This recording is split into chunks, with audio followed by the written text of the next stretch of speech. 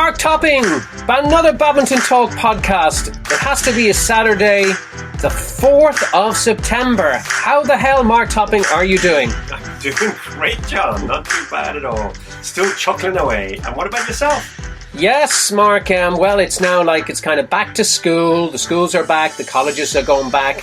Lots of things changing. And some big event taking place, Mark, on the badminton front, yeah? Yes, there is, John. The Irish under-17 team are currently in Slovenia competing in the European under-17 Badminton Championship. So it's the team event up first. And this is going out on Saturday. And we're recording this on a Thursday. So actually, I know at 9 o'clock Irish time, it's hardly worth advertising, but they're playing the number 2 seeds from France at 9 o'clock on Friday morning. So we'll know the results. Right, by the time they hear By the time people hear this podcast.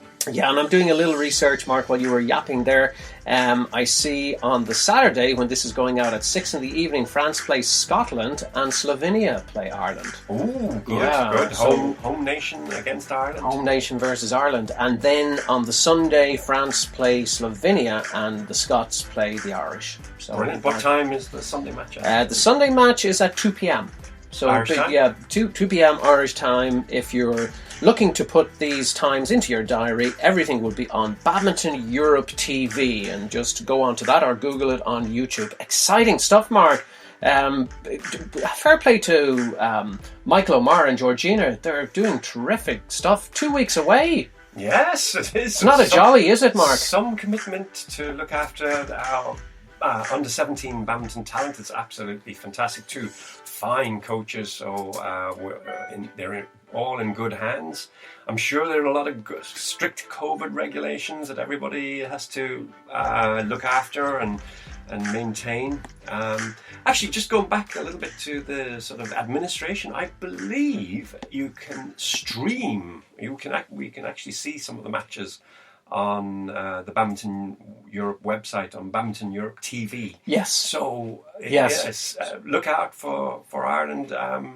Go to that website and you can maybe watch our talented juveniles giving it a bash. Yeah, and if you can't find how to do it digitally, well, maybe just maybe Google, Greg Farrell. He usually puts a good link out, or Philip McKeown, or ourselves. We'll probably put a link out on our Facebook page, Mark, and just for any of our listeners who may not be familiar with the Badminton Europe TV, brilliant channel, great way to see the games, and also for the team to watch their opponents for the singles, the individual event, which takes place starting, I think it starts early the week, maybe it's a Tuesday or Wednesday the following week. So and the draw is out if you want to check that out on the tournament software. But let's get the team first. Yes, absolutely. See how they might do. And a good team, with just to shout out the names, Mark. You have Richard Kong and Robbie Frost and Matthew Chung and Dylan Noble. And then on the girls, you have Nessa and Shifra Flynn. And you have Nicole and also have Michelle Shoshin. So Nicole Joy. Nicole Joy, yeah, that's right. Yeah, you were testing me there, Mark, weren't you? Yeah. I just noticed you hadn't. I was testing that you were listening to me, Mark. I always listen to you, John. You thought I was going to say Nicole Kidman, but no, I didn't say that. Nicole Joy.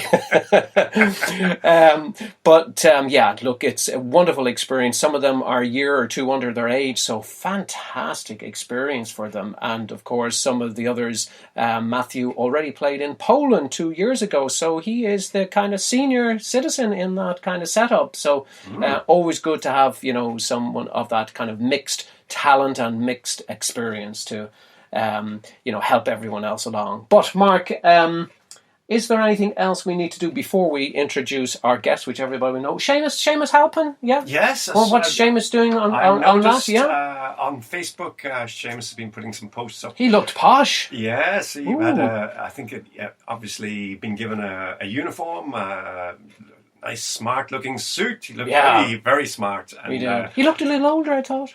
Did Yeah, you, John? like mature. I don't mean like an old fella now. Right. Just a little bit. I kind of thought, who's that? Oh yeah, that's our Seamus. Okay, yes, John. I'm not sure. I think Seamus might come and beat you up for that comment. No, what I'm making, I said he looked very well, though. You know, Yeah, you could did. look young and not well, and slightly older and look very well. He Well, looked yeah. very well in a real dapper suit and Yes. military style Seamus, and that's what you need. You need to have discipline. No better man than Seamus helping. And it's great if anybody gets a chance to have a look at the Paralympics and look at the badminton and other of the sporting events, because that's still going on. But Mark, we have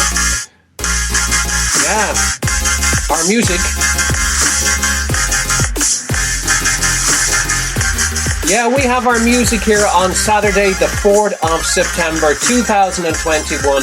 And of course, we want to thank all our listeners in Ireland, in England, Europe, all around the world for listening to the Badminton Talk podcast, sponsored by the Q Shuttle. Right, Mark? Who are we going to talk to today? Well, obviously, I'm biased. It's one of my badminton heroes. I learned so much from him. He's my brother, Bruce Topping, and just love listening to all his advice and all his stories from his time in the Irish badminton team, which really, I suppose, early 90s, right the way through to mid 2000s, 2004, 5, 6. It's 2006 he retired. So 107 caps. I'm still thinking of that. That is incredible. You know, it is amazing. The longevity of his badminton career is just it is something difficult to achieve. Yeah, and it's well worth clapping and cheering about. Yes, absolutely, Mark. You're giving me an attempt here to hit a button here. So, Bruce Topping, 107 caps. We won't even talk about the 2021 national senior titles. But without any ado, I think we'll keep quiet. We'll do the veil. We'll pass over to Bruce and click a button. So here we go. Yeah, that is very interesting, Bruce. You're bringing up some very interesting points about planning, and possibly that's something that we weren't as good at in our day. But I think the sports scientists, and I certainly know in Badminton Ireland, they plan hugely. Every player's life cycle is looked at carefully. I suppose players will peak, and this is very much a generalisation, but players will peak, say, sometime between the ages 26 and 30. So you have to hit certain milestones at, say, 15, at 18, at 21, as you build towards a medal at somewhere maybe between the age of 26 and 30. Again, incredible generalisation. There are obviously outliers. That there'll be some people who might get a medal at 21 and some people might get a medal at 35. But as a generalisation. Yeah, I mean, I think that's all part of the planning procedure. You probably got, I think you're right, 26 to 30 is maybe the peak years in terms of physicality and being in the right mental place to compete at a very high level. Well, that leads me on nicely to the next question. Mark, shall I go with the next one with Bruce Topping, our hero? That's our theme, our hero, Bruce Topping. My brother hero. Your brother hero, absolutely. Mark Topping's brother hero, of course. The name Topping is so well known in badminton circles. Mark himself, and I know he's be modest about it, does so much with juvenile badminton clubs in Dublin, the adult ones with South Dublin, playing with the Badminton Premier League, bringing on new blood in there. We watch this space, of course, and also competing, even still, in the national tournaments in Ireland, going maybe for another title, who knows, and also going for the Masters. So, Mark Topping, you are everywhere. You're also on a website too called mymobilebadmintonshop.ie and a podcast. So we can't get rid of you, Mark. There's just no way you can get rid of me, John. No, we can't. We don't want to do that, but we do want to hear more from Bruce. And so Bruce, my next question is an interesting one. It's about titles. Now, I'll let you take over. We had a little chin chat about this. I have a piece of paper here. You can't read it, but on the doubles it says you won 9 men's doubles titles. 4 with Michael O'Mara. Big shout out to Michael. And then your brother took over and won 5. Is that correct? Yes, I think that's correct, indeed. I'm just trying you to authorise what it's saying. That's from 1994, your first title on doubles. Now we'll focus on the doubles for a second. With Michael, and then in 95 you won again, and then 97 with Michael, and 98. And then, I'm running out of breath here, back to 2000, the new millennium, not just a new century. Mark took over, obviously knew there was something good in here, and took 5 out of the next 6 years. Eugene McKenna and Graham Henderson snuck one in 2002. Good for them. But anyway, that sounds correct, Bruce? Yes, that is indeed correct. I suppose you don't really think of the time period going fast. It all seems to go so fast when you're there. And, we had some fantastic matches over the years, and nationals, and local tournaments and international tournaments. So, yeah, they were great years. It'd be nice to be back there, playing away at that level again. When your two hips are fully back, who knows, maybe you could... do a cameo on the badminton scene. We'll have you for a season. I'm definitely going to try it. The new left hip needs just a little bit more strengthening, so maybe not this season, but the season. Yeah, and Mark might recruit you for a doubles on one of those BPLs. Now, there would be an interesting side for us all. We would see that. But let's move on. Not only doubles, Bruce, as in men's doubles, your mixed titles is outstanding. I'm just gobsmacked.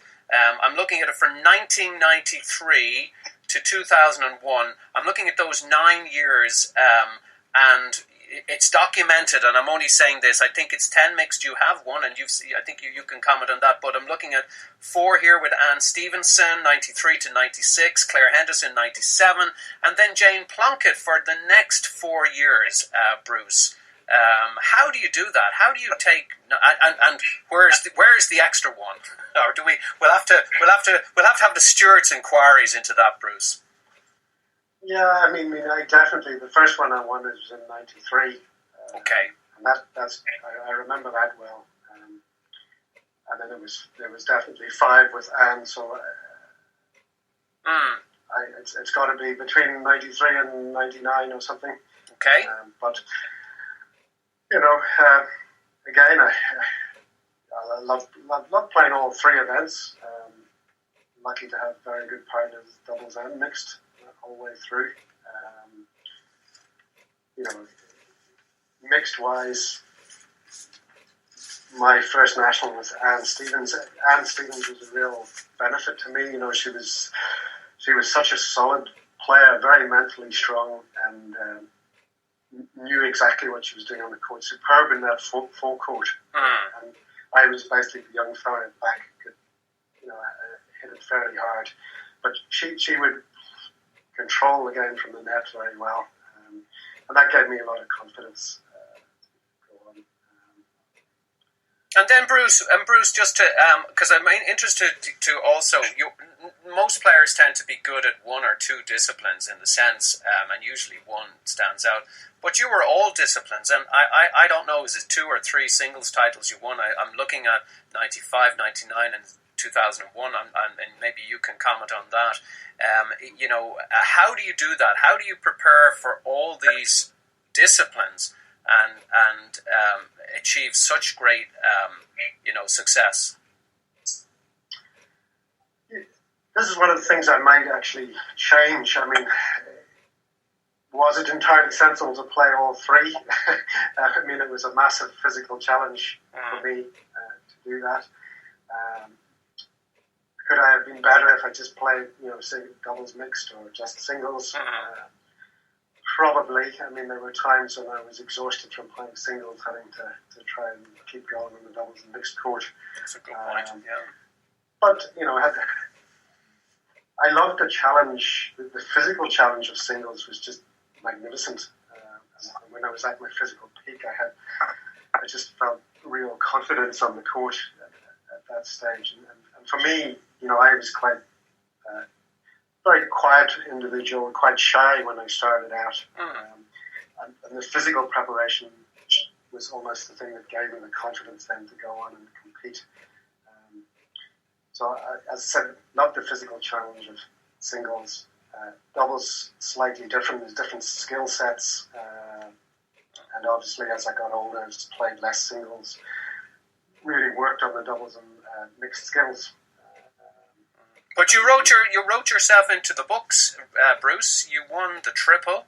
Mark, you can correct me here if I'm wrong. Twice, which I don't think anybody else has done. And I'm just looking at the numbers. I know there's been great records by many other, great players, but I'm talking about Bruce topping today on the Badminton Talk podcast here. Bruce, that was, you would never have achieved those triples had you not have been, so determined, and that has to be a wonderful compliment to say, well done for doing that. Well, thank you. I do remember them very well, and they were quite different in many ways. In '94, I believe that's when I was kind of at my physical peak, and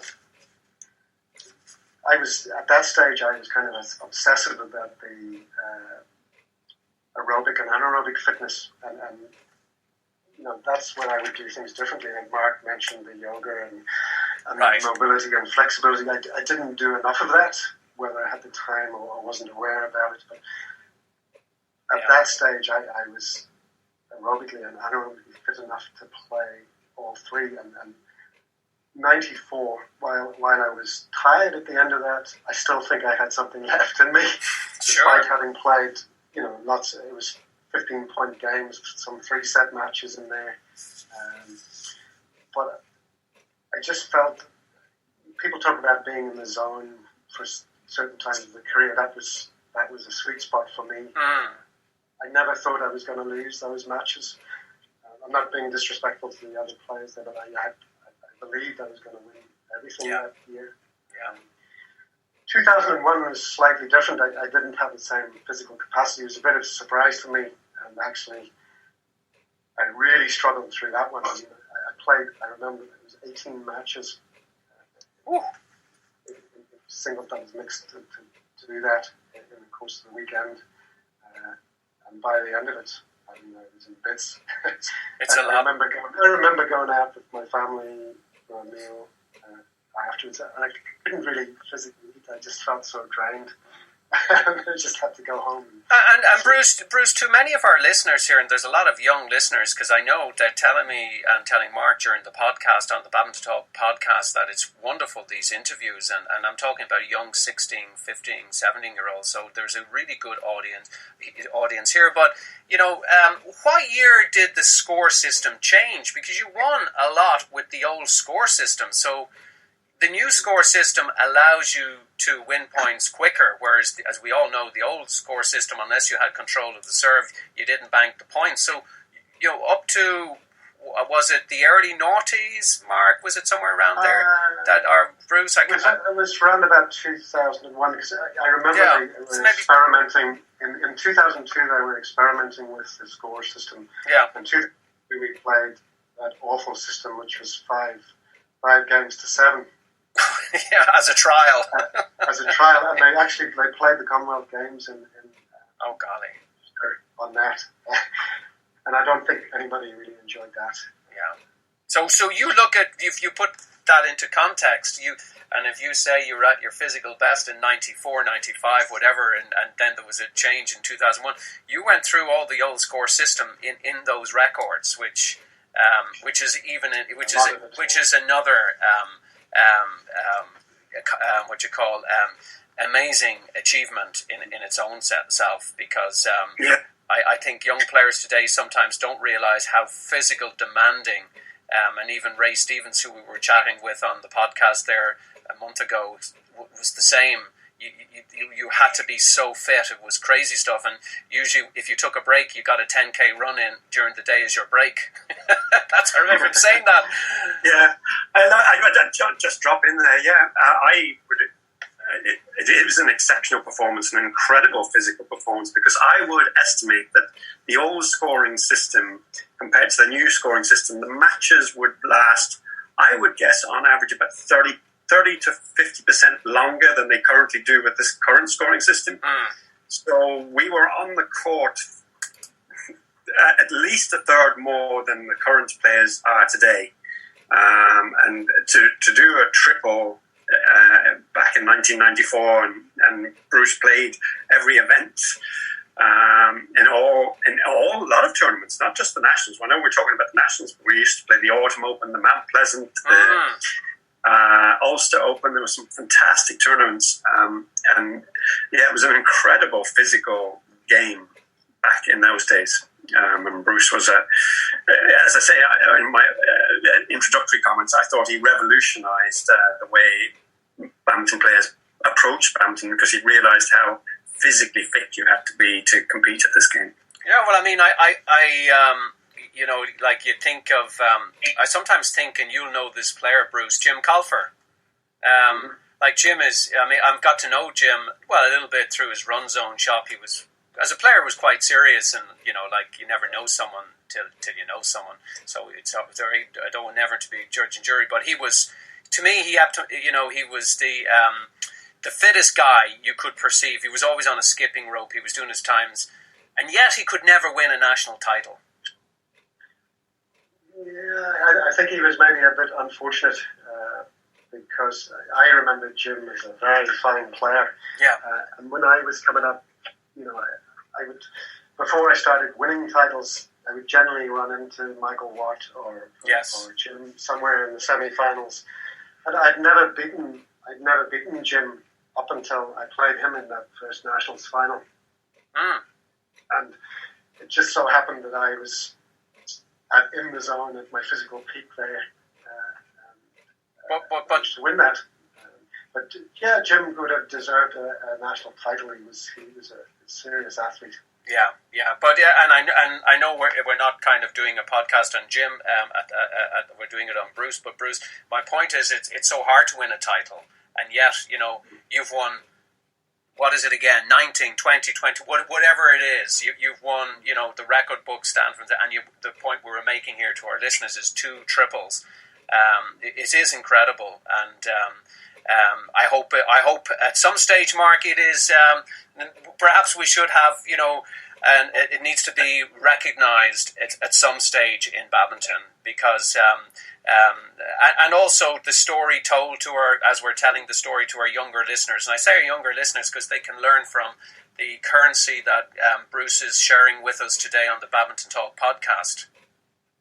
Mark? Yeah, absolutely. Wouldn't it be great? Maybe suggestion to Badminton Ireland that there's a Hall of Fame that you can get inducted into, and maybe a panel on Badminton Ireland go through to see who, and they can set the criteria of who should go into a Hall of Fame in the Badminton Ireland history books. That would be great, and it'd be great. And every year someone is put into that based on, you know, that criteria. I think that would be great, and it also gets people more engaged in the game as well, wanting one day to aspire to be in the company of the greats and heroes, which is our theme of tonight, of this Badminton Talk podcast.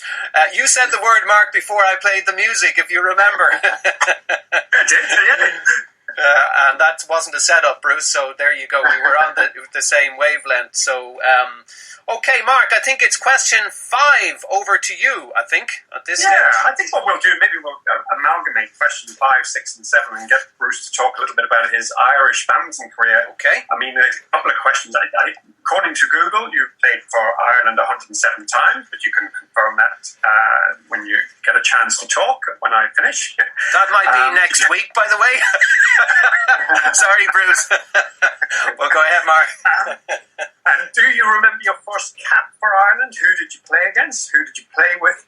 And give us 2 or 3 highlights, or even just give us one highlight in your time in the Irish team. Your 107 caps. It's a big long question there, but go for it, Bruce.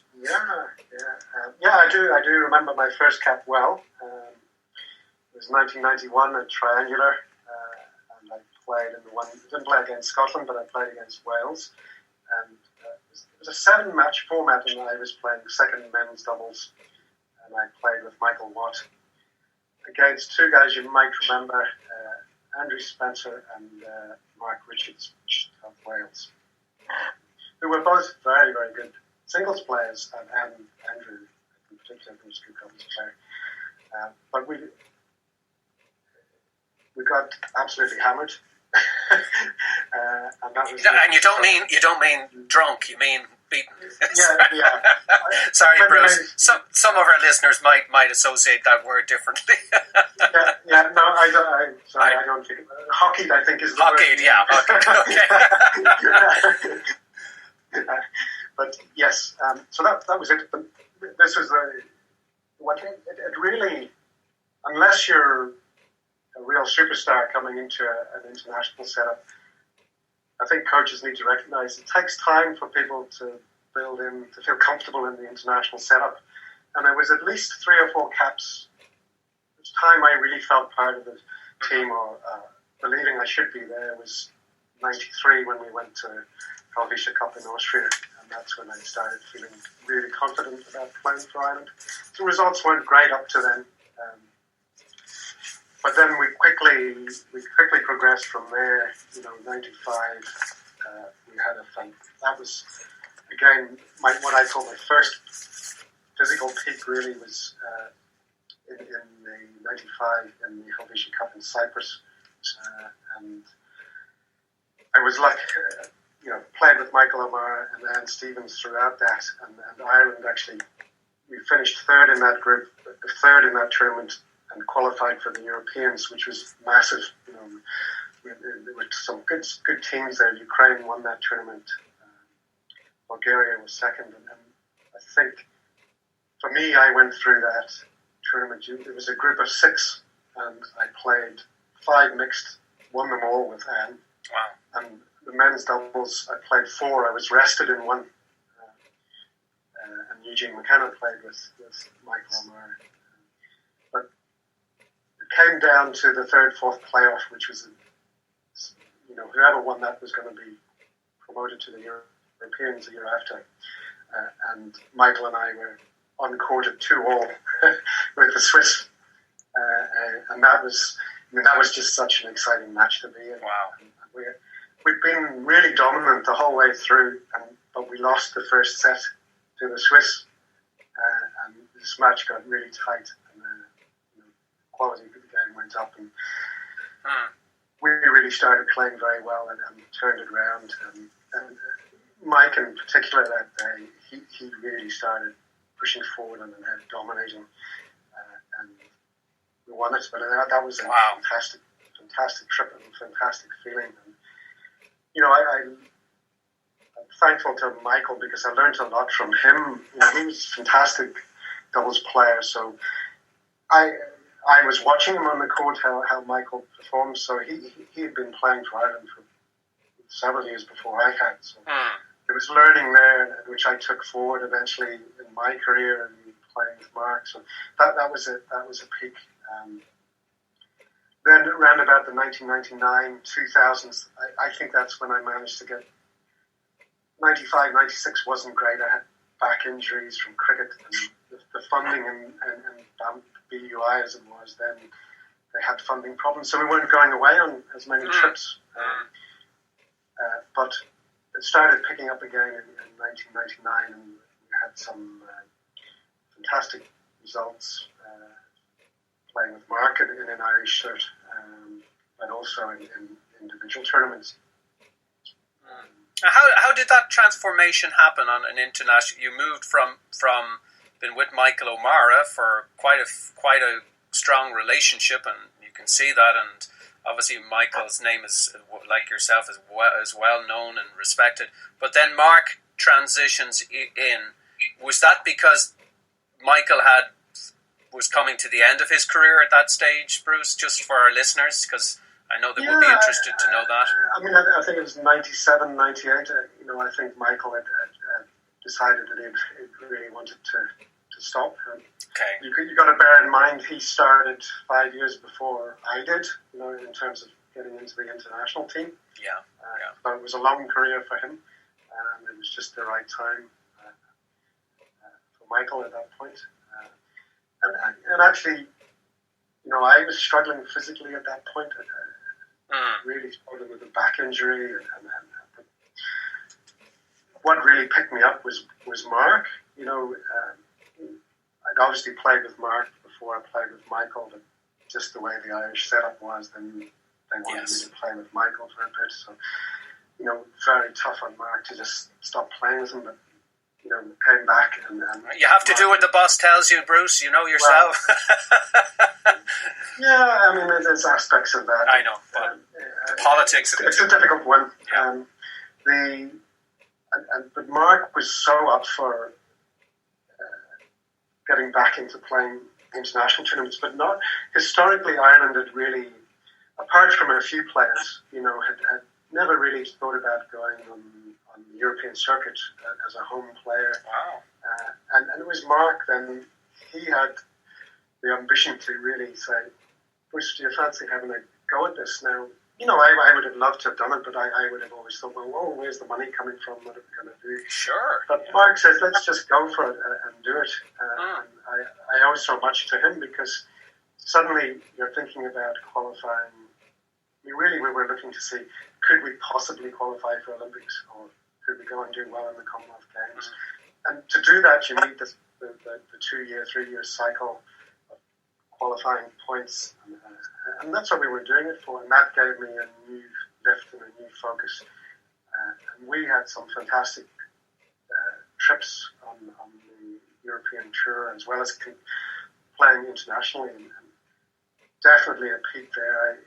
Mark and I, once we got together, we didn't lose to an Irish pair in any tournament between 1999 and 2005. Wow, that's incredible. Eugene and Graham won the Nationals in 2002, but I actually missed that due to illness. Yes. So we never actually physically lost to anybody in that. And Bruce, just to ask you a question to our listeners, then, when Scott Evans and Brian Smith are down as the record in the records down as winning the doubles national title in 2006, did you play that year, or was it? Were you in the final, or was? Yeah, no, we did. I mean, that was a big disappointment for us. Obviously, we played them in the final. Okay. And we had actually taken a bit of time off to train full time just before the Commonwealth Games. But you look back on it, and I can only give credit to them. They were absolutely brilliant that day. Yeah. We'd played them before, we'd beaten them before, but they were fantastic that day, and really they beat us quite convincingly. But yeah, you have your ups and downs in badminton, and that was one we probably don't want to remember. No, but you can always say in the books, and it's a great compliment to what you said, Mark gave you a great lease of extension, another half a decade of competing, if we're rounding off kind of your career. And your very last title to win, if I'm right, was with Mark in 2005. That was your last national senior title. Am I right in that? 2005? Yes, I think so. Just if it's interesting. I think I played a mixed final with Aaron Keary, but we lost. The last winning one, which is a great compliment to the relationship. Not that you'd ever planned it that way, but. I have to be honest. Mark says, I'm a hero to him. Well, I look at it the other way, because there's lots of, Mark's gone on to be an absolute legend in Irish badminton. As a player, he had lots of challenges to force his way into the Irish team, but he stuck at it and he did it. And then represented Ireland so many times and really good results.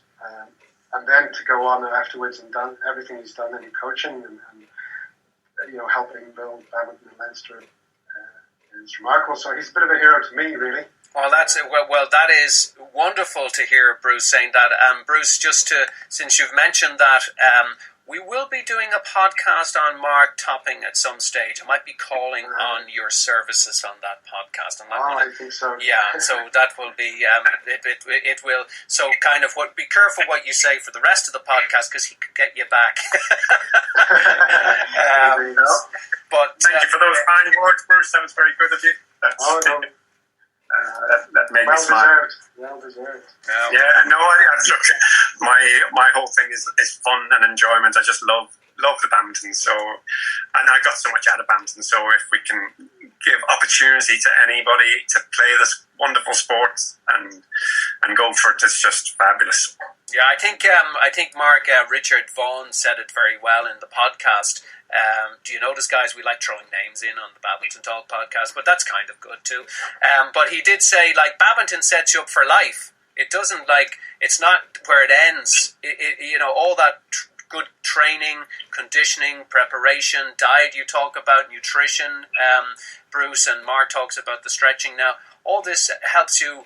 If you're an achiever on the badminton court, you'll be an achiever in whatever career or else you go into afterwards. And I think sometimes we need to remind our young juveniles that it's not just about the great gold medals you can win and the great medals you can win, but what it does for you in life. It's like the price of something versus the value. It's invaluable. Badminton is invaluable. I think, what it does, and your circle of friends that you get to meet and you socialise. Money's money, but this sport is just priceless, and I think that needs to be the message comes out of this podcast as well. What do you think, Mark? Bruce? Any comments? Yeah, I agree with you more, John. The number of friends I've made, just what a great life to be involved in Irish badminton and Leinster badminton. Absolutely fabulous. Yeah. And maybe someday we might see Bruce. Maybe somewhat. I don't know. You might find a role for Bruce somewhere, Mark, somewhere along the line. Perhaps a player as well. But I'm just saying, who knows? Anything is possible. I want to move on to another question while we can in this part here. We see the clock says another 10 minutes on this slot. Mark and me know, and Bruce will know that because we kind of do this records in different parts. But so obviously Mark was very influential, Bruce, in your career particularly at a certain stage, and that is fantastic. But in terms of coaches in your genre, who were the influential coaches? Can you remember? I mean, maybe your father and mother was the start. I don't know. Yeah, I mean, absolutely. I think most people see sporting families, and sports seems to stay in the family. But my mum and dad used to hit a lot with us. They weren't qualified coaches or anything, but just getting you on the court playing, there's your starting point. It's great. And as I said before, it's really quite a late starter to badminton. I played badminton at Alpha as a youngster, a little bit of coaching there. It's only when I started to take it seriously and think about, I want to make the Irish team, and it took 3 or 4 years to do that, is when I went to England. Right. And I worked at Wimbledon Badminton Club with a guy called Cedric Pouchon, and Mark used to come to the odd session as well. And he was a fabulous technical coach, made us think about, he did quite a lot of movement, and that helped a lot early on. That's not the, sorry to cut across, Bruce, Mark, that's not the Cedric that used to be in Mount Pleasant. There used to be a guy called Cedric. Do you ever remember he was a French player, and he had a very good wrist. He had an amazing wrist. Unfortunately, he had to give up the game due to injury. But no, it's a different Cedric, yeah? Yeah, it's a different Cedric completely. Okay. This was in London, at Wimbledon Sports and Social... Wimbledon Badminton Club it was called. It was in southwest London. Wow, okay. And he was a coach that worked out of there. And it was mainly Bruce went, but I lived about an hour and a half's drive away, so I couldn't make every session, but I would try and maybe make a session once a month or twice a month. And yes, he certainly made me think about footwork. He was really good on footwork. Interesting, very stimulating guy. What age were you at that stage, you and Bruce? What age would you have been when you had that coach? Well, I would have been 18, 19, 20, something, 20 maybe. Yeah. Right, okay, yeah. So quite influential at that age, yeah. And then into the Northern Ireland setup, would Joe Kincaid been there in your time? Was he part of, would he been... Well, Joe was not a coach. I mean, he was a manager of the Irish team, and a lovely guy. He would do the Irish team ran very smoothly. He would do all the organisation, and he was really in the background there helping. So he was an important influence early on as well. But I think that the first time Ireland really had a full-time coach was a chap called Jens Tergesen from Denmark. I believe it was probably Magnus Vilborg was before him, but he was only there for a short period. Jens came to us for 2 or 3 years, and he was the guy who had a real massive impact on me. He came to live in Dublin, and he worked so hard for Irish badminton. He would basically do 2 or 3 sessions in Dublin per week, and then he would drive up to Belfast and do 2 or 3 sessions there, and just shuttle back and forth to work with the squads. So that was a real boost to whatever individual training you were doing. But he was exceptional at planning, team training sessions. I found them excellent. It's hard to plan for a team, but everything that he seemed to do seemed to be beneficial to me, and the results of the Irish team got better, so he was beneficial for everyone. But he was able to put across to you that he had complete confidence in you. So when you were away on the trip to the Cyprus thing, you could sense that he had complete and utter confidence in you, and that's one of the fine. I think that's kind of what marks out a really good coach, is that they can build you up, and coaches do it in different ways. Jens did it in a very quiet, understated way, and we knew we'd done the hard work and the hard yards, and we were going to do well in that tournament. So he had a major influence on my career. And we have to just cut Bruce short there. There's a couple of minutes left on that record, which we'll play, of course, next week. Mark Topping, how important is a coach to a player? Is there special relationships between certain coaches and certain players?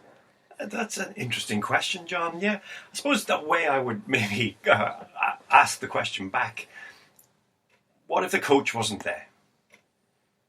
And suddenly life is a lot harder. Isn't it the whole thing about human beings? We love to network, socialise, collaborate, cooperate, and we feed off each other's ideas. So that it's also, I'm a badminton coach. I love working with players but I love listening to them and getting ideas back from them. So it's a two-way thing. It's very much a partnership. Yes.